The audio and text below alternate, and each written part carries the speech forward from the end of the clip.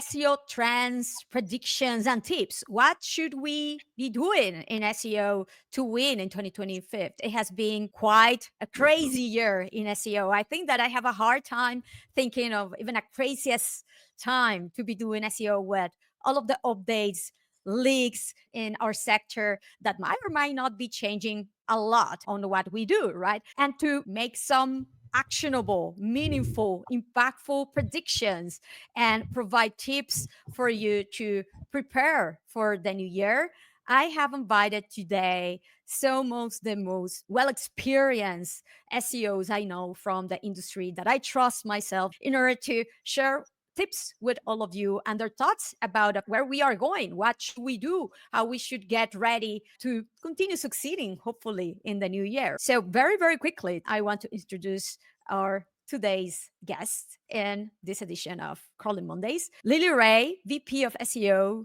and Research in AMSIF Digital. Hello, Lily. How are you? Hi, I'm doing well. Thanks for having me. Thank you for joining. LeRoy is an independent SEO consultant and founder of SEOjobs.com. Hello, Nick. Hello, thanks so much for having me. Hello. Mordy Oberstein. He is one of the SEO leaders in Wix and also the brand SEO consultant. Hello, Mordy. Hello. Garrett Sussman. Garrett is the director of marketing at iPullRank. Hello, Garrett. Thank you very much for joining. Hi. Nitin Manchanda, he's an SEO consultant and founder at Bootpresso. Hello, Nitin. Hey, Alida, thanks for having me. Thank you for coming. Cindy Krum, she's the CEO of Mobile Moxie. Thanks for having me. Thank you for coming. Miracle Inameti-Archibong. Miracle is the head of search at John Lewis. Hello, Miracle. Thank you very much for being here. Thank you for having me. To start already, I will go through the results of the SEOFOMO community top SEO predictions and tips for 2025 survey that I did. And I got more than 100 survey answers, pretty much summarizing what are the feelings of the community out there. And we are going to go through them, sharing our thoughts, tips, and predictions, starting with the most prominent ones, the ones that had more weight. AI-driven and generative search was the first one. AI-powered overviews and answer engines will become more prevalent, extending beyond just informational queries into more transactional and commercial searches. We have also zero-click and on-SERP experiences. Google and other search engines will continue introducing SERP features that reduce the need for users to click through to external websites. So traffic erosion that we have already seen that will tend to become even more common, diminishing traditional organic search click-through rates. Brand authority and topical relevance was another very big topic here. Strong, recognizable brands that maintain topical focus and authority in their niche will have a competitive edge. It's becoming more evident than ever that is critical. And the same with the content alignment, expertise and authority that our brand has. Entity-based strategies where authority, trust, and authenticity will become prime as a signal. Shift in content strategy and quality standards here was another very well mentioned prediction. Mass-produced, low-quality AI-generated content is expected to face penalties, even if they say they accept it. At the end of the day, it's about quality and an emphasis on real experience and expertise. And finally, as a top one, what should we start doing to cover our backs a little bit by diversifying, right? It is becoming very evident now with Search GPT, other platforms that are now more and more used for content discovery like TikTok. What are your thoughts on this? Do you expect things to change along these lines? What is the weight that you will give to this different type of trends that have been shared in the predictions? So I have a thought that kind of is hinted at in all of these predictions, but isn't really addressed head on. And this may be controversial. That's what I like anyway. I think there is going to be an increased focus in AI overviews in brands and in stuff like that. And especially small companies that don't have big brands do need to diversify in their traffic sources. But what I'm looking at a lot is the cost of generating those AI overviews and where that's coming from. And I think that if Google manages to monetize AI overviews, which they've said they plan on, they've announced it, they want to put PPC in there. If they do a good job of monetizing that, I think that they could end up putting less compute power into the blue links below the AI overviews and not do as great a job of finding the best results if they think they've found the best results and summarized it before. And building on that, I think that the things that Google is going to need are the things that are new and changing or time sensitive, like e-commerce and news, but things that are known. Like I talked about this as a zombie, like creating zombie sites. Like once Google has extracted all the value from all of your blue links, why do they need them? And why would they keep evaluating them? And so this is kind of an existential question. And that may be deeper than what we wanted to do this early in the morning, but that's what I'm thinking about. To Cindy's point, one thing we learned in 2024 is we can't live off of our assumptions about Google. To take a page from Cindy, historically, we've always wanted to look at where's the money, right? Like, where's the ad revenue? However, a lot of the AI overview stuff feels counterintuitive because they're potentially cannibalizing their own ads. And as a result, we've still seen them try to like roll out these AI organized search results, which doesn't seem to benefit like Google in the long run. And then we're seeing recently with the site reputation abuse, manual penalties, big brands getting penalized. We've all talked about Forbes and how, they're infallible. They're never going to get knocked off the perch. And yet that seems to be happening. So what I'm looking for in 2025 is just seeing this AI, they're going all in. We didn't expect them to, show AI overviews for your money, your life types of results as well. And we're seeing that across the board. Like, to some extent on health and finance more than anywhere else. So I think whatever you're seeing people say, it can't be this or it has to be that. I don't think anyone can say anything with certainty going forward. There's no logic here. So like, it's not just Google. Companies across the board are doing this. They're making immediate decisions for the stock price without thinking long term. So then they become unpredictable, right? So what Google's doing now with AI overviews makes, if you think about it, like not a lot of sense. There's not from a pure product point of view. If I was a product manager, is there a lot of product distinction between this and a featured snippet? No. Is this where they end up going with it? Or is this what people really fundamentally want? I don't know. I think I have a lot of doubt that this is what people fundamentally want out of a search engine. But for the immediate stock price, like Google's going to go for, because that's how all these companies are thinking. So you're to your and Cindy's point, it does leave the whole ecosystem completely unpredictable, because they're not acting logically. And I don't know how you act in a situation where the ecosystem isn't functioning logically anymore. I think they are acting logically. They're protecting their market share and they're being a loss leader to say, like, we own this, don't encroach on our space, don't even try, right? Like if they had just said, oh, well, we give up, like that would be a horrible business move. Cindy, you're right. They are acting, I believe, indeed, logically based on the context that they are, but they are reactive. They have skin in the game, unlike ChatGPT at the end of the day. So they need to show that they are doing something about it. So that is why we have seen the release of AI overviews going very little by little, only informational queries, not necessarily the money queries that they actually care about. And they are doing more and more changes to the SERPs, becoming 0 clicks, 4 pages that are the middleman, let's say, so PLPs for e-commerce. Have you seen the experience that they launched for Black Friday? I have never seen something like that. Literally linking from the homepage and with the sidebar, with a top navigation carousel, with the product packs above the fold. So I believe what is taking most of our attention is this, but for a lot of the money-making queries, product-related queries, they are already releasing a lot of other features that might or might not necessarily leverage AI overviews per se, but they are certainly leveraging the product knowledge graph and AI features that they have, and they are blending them in a way that connect with the user's purchasing journey and so on. A lot of the attention is going to this because they need to show that they are doing something as a reaction to ChatGPT, but the money queries and a lot of the experience that they want to provide in order to become more of like the alternative to Amazon, for example, alternative to many of the other type of players are there where users are going, they are doing in different ways. So for example, the integration of Reddit, of user-generated content, whether we like it or not, or the way that they are doing it, not necessarily with the quality that we expected, they are trying to, again, react to the market of the users saying that they are going to TikTok and Instagram and other platforms to find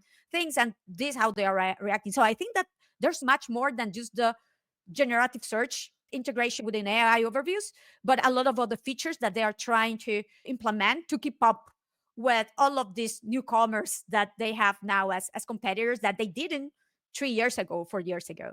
I think the zero-click search phenomenon shows that people like AI overviews and features and stuff like that. And I wonder if we need to start rethinking about how Google sees a search result. Like, is a blue link a fail? Right? Is a blue link like something where they should have gotten it into a feature or they should have gotten it into some kind of carousel because that's what people seem to like.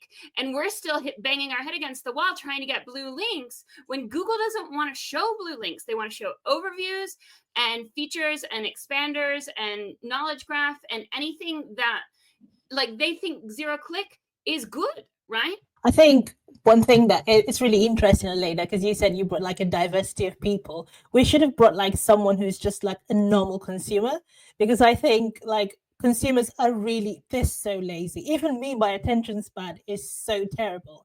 Like the consumer is really, the average consumer feels everything is you know, everything is over engineered, everything. And so if I can get Google to make the decision for me, why will I need to click? You know, they're trusting that Google has evaluated all of these results and is giving me this. Why would I need to go into this app? And it's that thing that is leading this zero click. Like we're as SEOs, we're like, oh, we want people to click and go. But I think Google will pursue the real user who's thinking, well, Google has made the decision for me. That's why we can see the trend towards Reddit and social, because people are tired of like reading this long blog post that they know has been curated and crafted and over engineered. They just want a real person to do the work for them and say, this is the best result.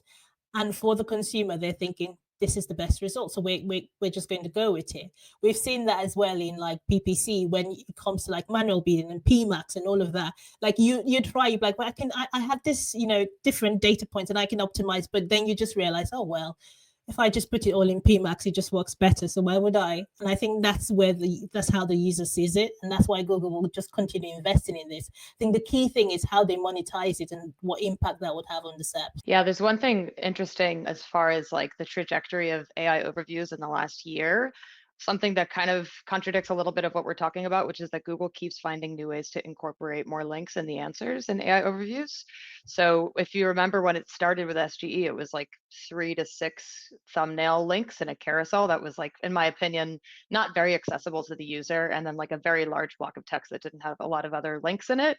Since then, they've added those little, link citations to almost every bullet point in the answer. And then in like the last month, they've added inline, or they're testing inline links as well. So to your point, Cindy, like maybe it's the blue links below it, maybe Google feels are not the future, but like integrating a lot more citations within the AI overviews could be a way to kind of get the best of both worlds. And one other thing that I'll add that I think is really interesting about this year is how we mentioned before, Google's being super reactive. They've been reactive in many different ways. So if the public, like if the press or if the SEO industry makes a really big stink out of something, and I mean, one example is not necessarily the SEO industry, but like everybody's saying they add Reddit to their searches, like that had clearly like a fundamental change in how Google ranks results, but also just like the helpful content updates, site reputation abuse, like a lot of these conversations were things that were happening within the SEO space and within publishing space, and Google was very reactionary to those as well. You brought a really good point, Lily, regarding AI overviews, which remind me of something very important. It's true that Google has integrated more and more, little by little, links out there, which actually connects well with, it's because, of course, they need to showcase that they are fulfilling this role that the all 10 blue links had so far. So eventually, stop showing the 10 blue links, right? Because, the links are already there, embedded. And realistically, if most of the citations are brought from the 10 blue links, it's a little bit duplicative. It's a duplicative experience in many ways. In any case, I really want to see the impact of those citations, of those embedded links in the AI overviews more than ever, and before they become more prevalent. I don't know what we are waiting to request this more to Google, to add them as a filter or extra report even in the Google Search Console, please. But Elena, that's not what Google wants. And users don't care about that. What Google wants is to have more personalized results. And you can see that in the shopping announcement where they said they're going to let you pick up where you left off on a shopping experience. That means they're tracking exactly what you've done, and they're showing you using AI like what you want to see. And I think the same will be true with AI overviews. Like the more personalized and generative they can make them, the more expensive it is. But ultimately, then the harder it is for SEOs to game it. I'll just say really quick, bringing in what Aleda and Cindy were saying is this idea that it's more than the AI overviews. Like Google has for so long incentivized the sameness of content. Like the 10 blue links are all similar versions of the same thing, but it's trying with the generative AI to give you, it's using expanded related queries to pull in content from all topics. And then down the SERPs, as it gets more AI organized with these carousels, they did this whole study, the messy middle, which is behavioral economics, which is this idea of the way that people interact with the SERPs is they expand their search and they contract it, and they expand it and they contract it. And so Google's been experimenting with trying to have you do that through filters, through these carousels, and they're going to continue to do that. It's going to ultimately change the user behavior so that the way that we interact with search isn't just trying to find that one link. And to Cindy's point, like Google knows, they track all of our data. They're able to predict in a really creepy way what our next search is going to be. And so for them to basically show us all of that in the same search session is, I feel like, the direction that they're going. To zoom out on what you're saying there, because there's a lot there in all this. I think, like, going back to Miracle's point, I think there's a use case or there's a point where the user just wants very like top level information. Like the same thing with like an answer box, right? Like, what's the weather outside? I just want to know like very, very quickly. But I think if you zoom out to how human beings function, there's a need for exploration. There's a need to dive deep. And we've talked about this like privately. You can't fundamentally get away from the need from the human mind to explore something, to want to understand it and to dive deeper into it. So when it matters, those links inside the AI overview really matter. And so that's why I feel like you're seeing Google kind of going in one direction a little bit and then another direction a little. They go this way and then they go that way. I don't think they've really figured out how to straddle this, because I think you're right. I think the entire format of the AI overview doesn't work. And I think what they ultimately want to go to, and it's very expensive, is what they announced when they announced that demo of Gemini, where it's a custom format, right? So let's say I Google, like, I don't know, like Michael Jordan. I can get podcasts about Michael Jordan. I can see videos of Michael Jordan. I can get some links and some articles. It's really explorative, and it's really a custom format, which you see they're doing on the local SERP in some cases. I'm going to give the mic to somebody else because I've been talking too much. Thank you very much, Mordy. I think that you and Miracle brought something that ties very well with the next prediction regarding the importance of brand authority and topical relevance, not only because of course, citations matter for AI overviews. Thank you very much. It's not only direct links. So this is great on one hand, but also something that I recall very well of what Danny mentioned to me a few months back when I interviewed him. They want to showcase results that people can trust.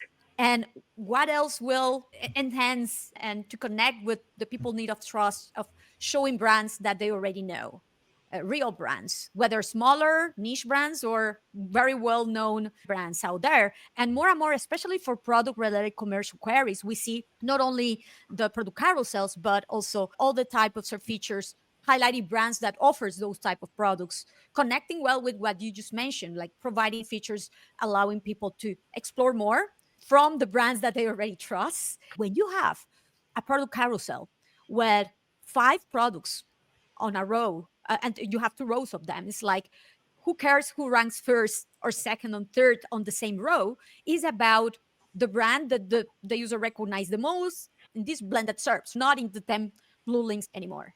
So I think this is definitely the area that SEOs or marketers need to go in.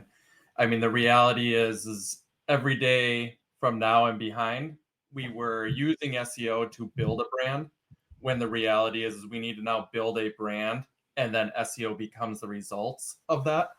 Because the cruel reality is, and we've seen this over the years, like the only thing that's going to make Google change is if you make them look stupid.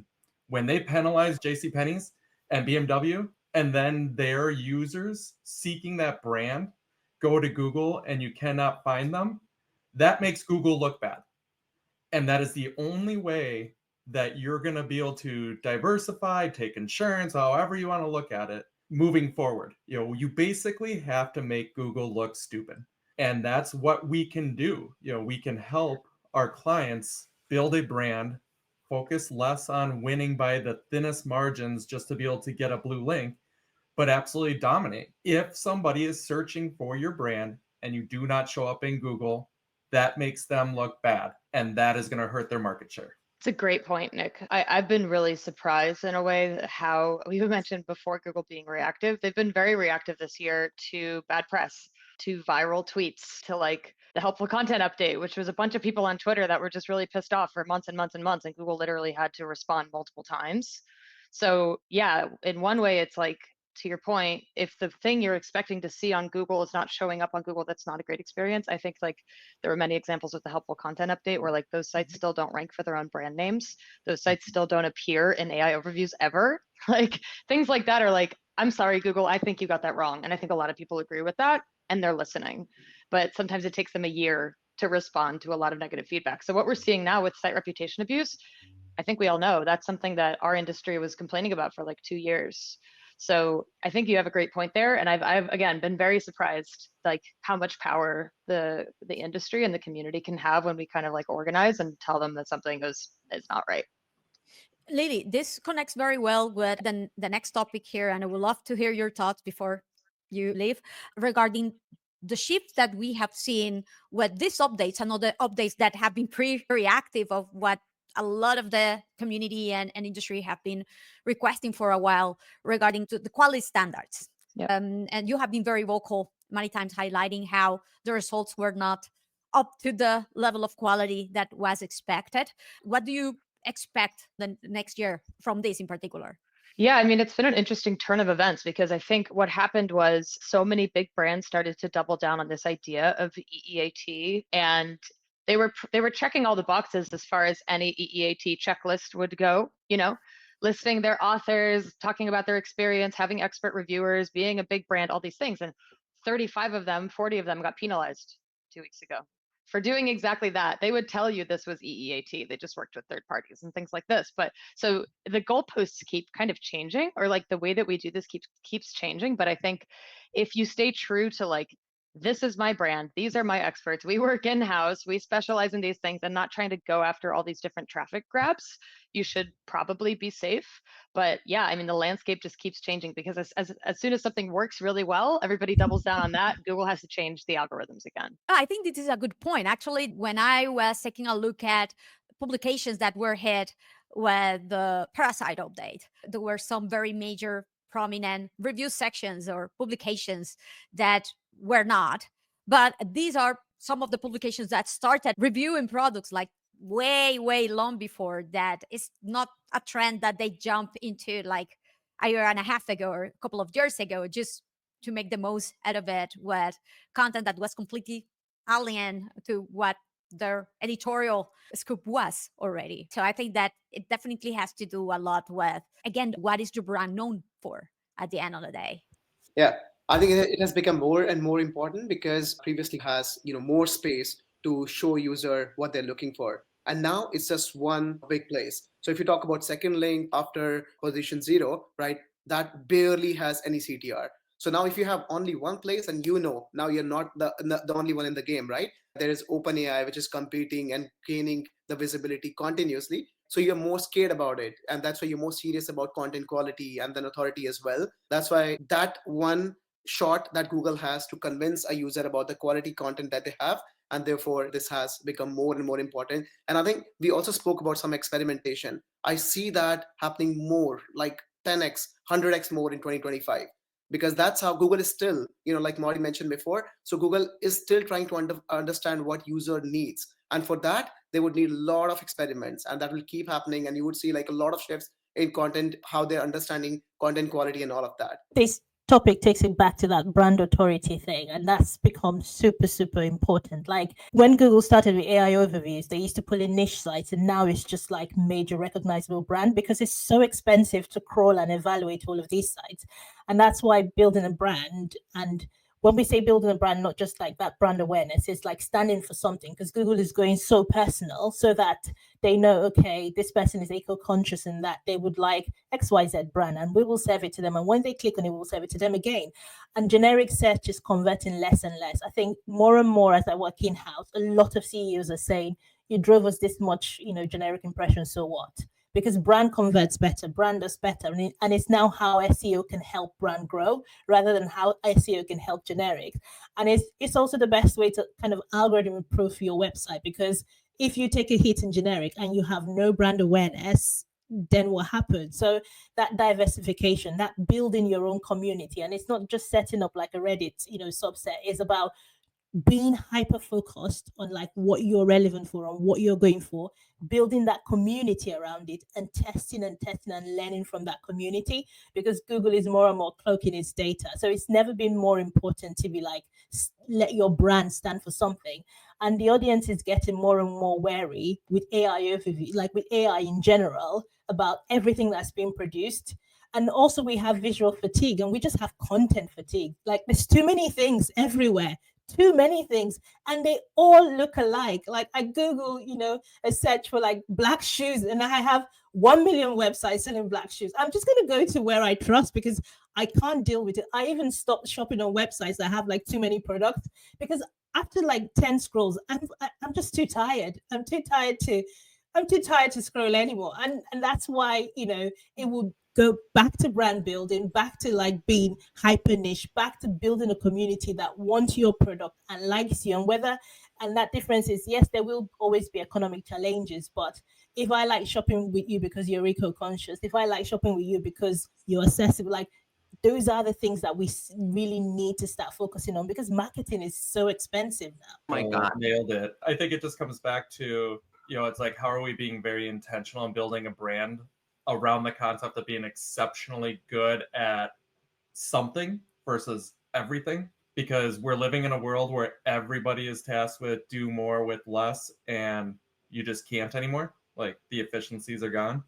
So I think the reality is how do you take that step back and do more within that area that you're really good at, or have respect, or have a brand built around it? I totally agree with this. And first off, like Miracle, like you get like point God. Like that was amazing. Because if you take a step back, I have a hot take on this. This is so hot. I think we're entering a digital winter. Okay. There's so much noise and there's so much chatter, and you're not just competing with online experiences, you're competing with what you're seeing offline, and that actually resonates. That's actually real. That's not in my face. It gives me more autonomy. So you're basically battling a two-front war. You're dealing with all this noise in digital, and you're dealing with the fact that sometimes real life media resonates a heck of a lot better than digital media. And brands are, if you zoom out, brands are making, and I think it's what seeps into the SEO equation. They're chasing their own tails. They're usually often chasing their own tails. They're going out, let's take the AI thing. Instead of focusing on core identity and developing core identity, which is what we're all talking about here, they're going after whatever the next AI thing is, right? You do the same thing in SEO, like whatever the next big search, search volume keyword is, we go after that. And what the solution to all of this is, if you focus on what Miracle said before, having meaningful core identity, but it has to be meaningful. It can't just be surface level, because a lot of these brands thought they had meaningful core identity, and now they're all over the place chasing AI, and they're literally wondering, how did this happen? And it's happened because the core identity they thought they had, they never actually had.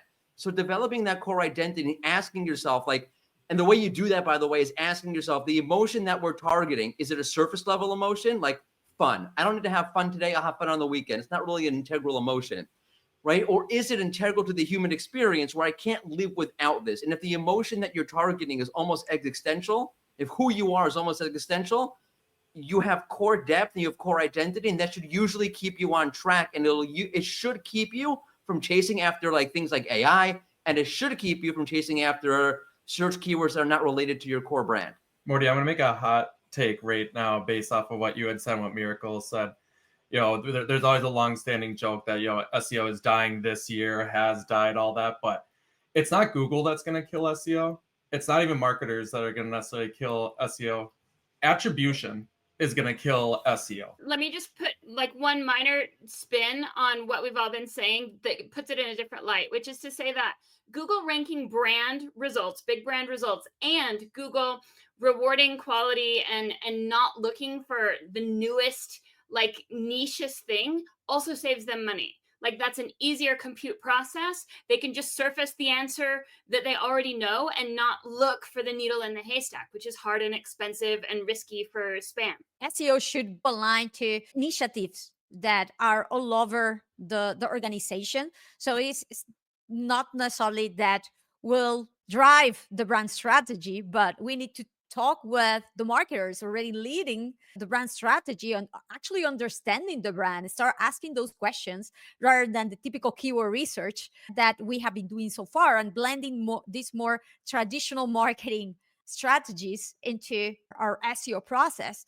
in order to enhance and make the most out of the brand of the companies that we work for. Unfortunately, in SEO, we tend to focus too much on the tactics or the characteristics or the outcome of what we should actually focus on and care about, which is actually building and developing, well, a real product and blending SEO best practices into that. So food for thought there. And just to finish the predictions part of our today's edition, diversification beyond Google. When your clients come or your bosses come and ask, should we already start optimizing for ChatGPT or SearchGPT?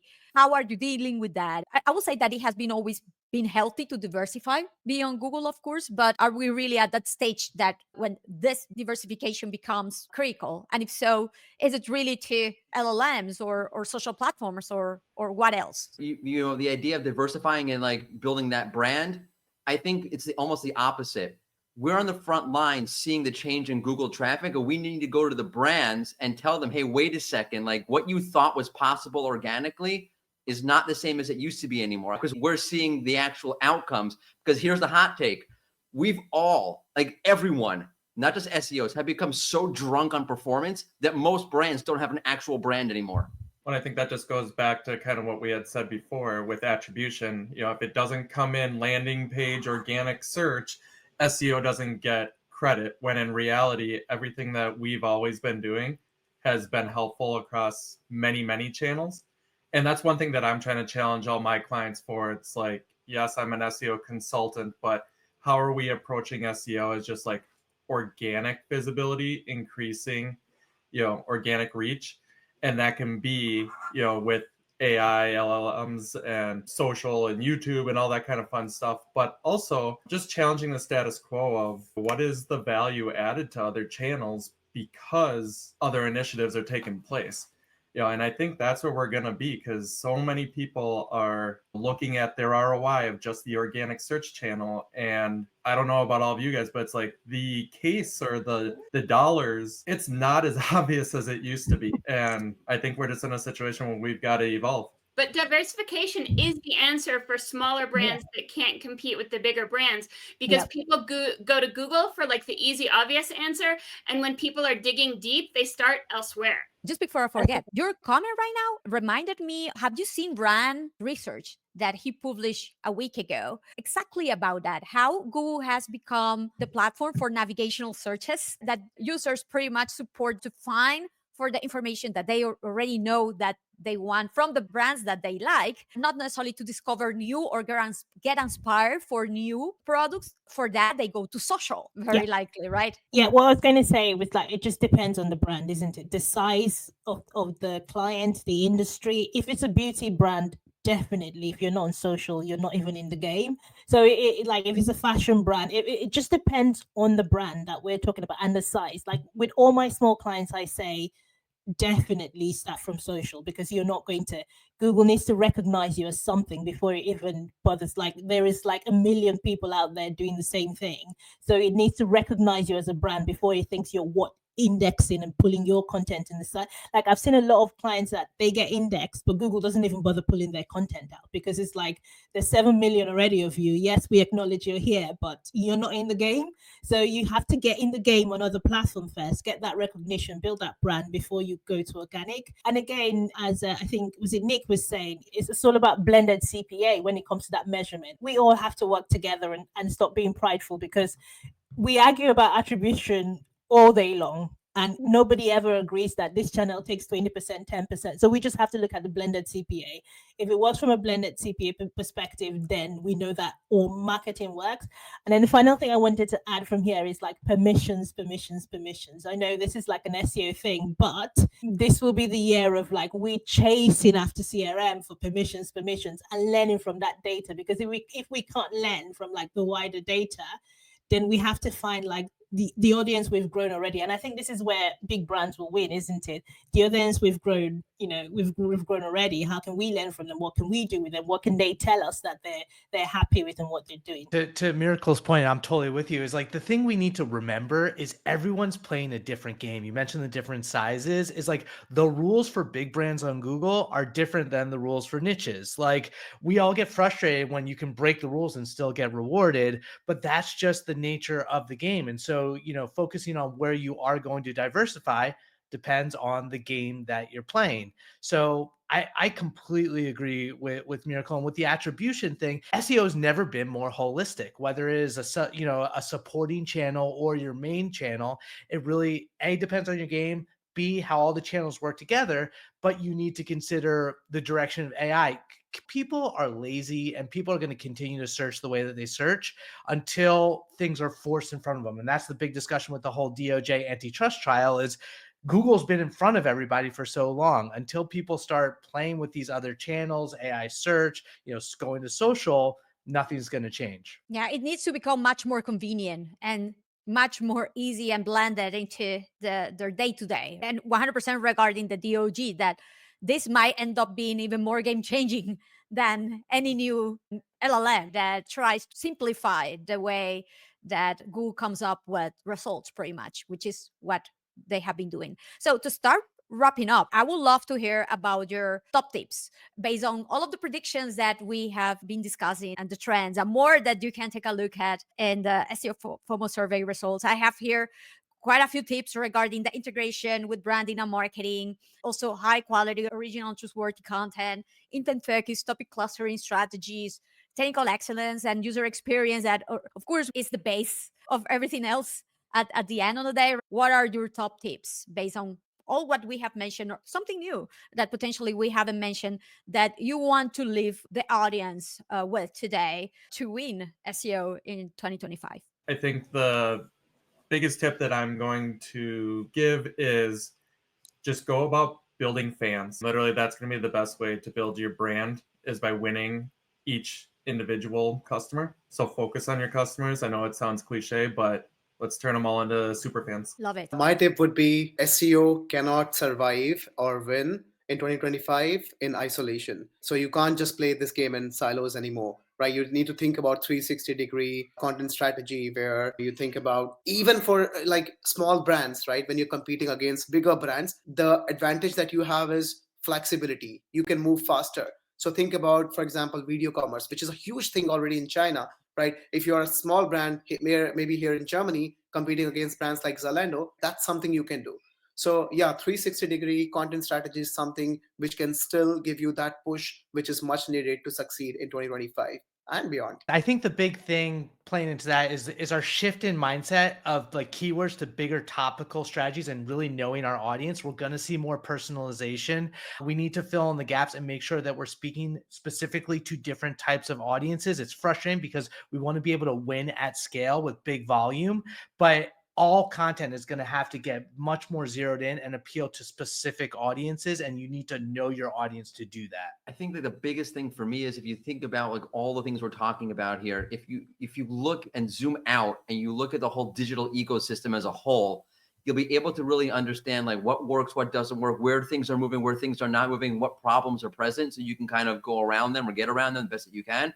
So stop looking at like SEO or social. It's one digital ecosystem that kind of all interacts together. And the more you're in touch or in tune with that ecosystem, the better. My tip is follow the money. And this is especially about figuring out if, I like figuring out where Google's going to go next and what they're going to do. And the way I usually start that is following the money. And we have to stop thinking about Google as if it was run by Larry Page and Sergey Brin. It's run by some McKinsey guys who are all about cutting costs and maximizing profits at all costs. And that may even be the cost of the diversity of the web. Like, they don't care. So they will cut that out to save compute cost, to funnel it to AI so that they can win that game, because that's the bigger long-term game. So think about it in terms of what will McKinsey guys cut and what will they preference when they're making those decisions. I would say a lot of what we've talked about here just comes down to brand building.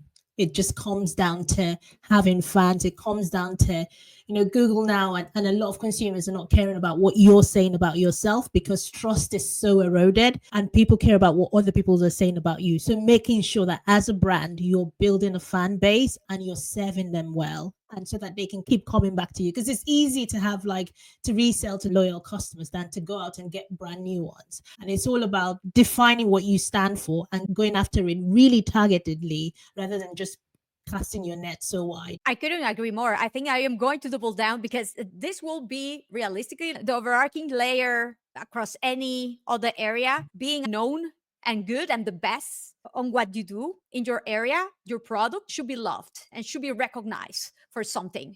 And if your website and your entity and your brand at the end of the day is not recognized for something, you will have a very, very hard time included in the AI overviews, being clicked on the product carousels, even if you are featured there. Like, the users will likely not click on you first. And one of the things I believe that I have gotten to understand better while consulting also for more well-known and more enterprise level companies is the share of traffic that comes from the brand. And many of you, a lot of you know this well, like the share of branded, non-branded. And these companies track their branded searches, optimize for the branded searches, because it's not only to acquire more customers, but also providing the best support, because there's also a cost for support to help them upgrade, upsell, cross-sell, and helping them to engage more and buy more and stay with the brand at the end of the day, because many times it costs less than acquiring new customers too. So we need to start thinking along those lines, even like at a micro level, if you're a small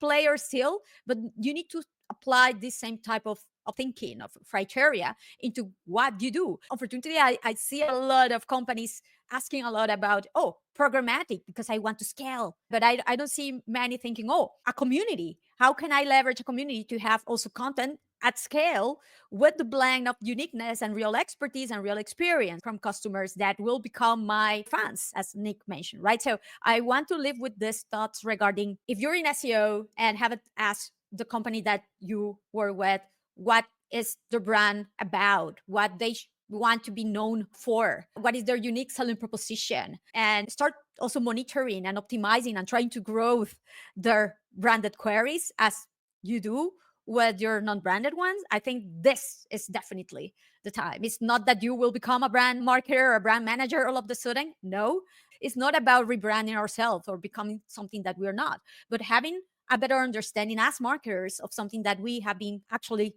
done for a while already, in order to take our game and align what we do with this a little bit more sophisticated way of Google is doing things. So thank you, everybody. I really appreciate your thoughts, your tips, and your predictions too. I think that they are very actionable, and hopefully they have also opened the eyes of a lot of the community of things that they should be worried or not about, or how they should think certain things that are happening, and how to address a lot of the doubts and questions that arise with decision makers out there. So thank you very much. And if you love today's episode, please like it, share it with your SEO friends, so we all keep up on our line. And remember to subscribe to the channel, subscribe to SEOFOMO to keep up with the latest news too. And please start following all of these very savvy, experienced SEOs that you can learn a lot from. So make sure to start following them if you haven't. It will be a great way to start 2025. Thank you very much. Until the next edition. Bye-bye.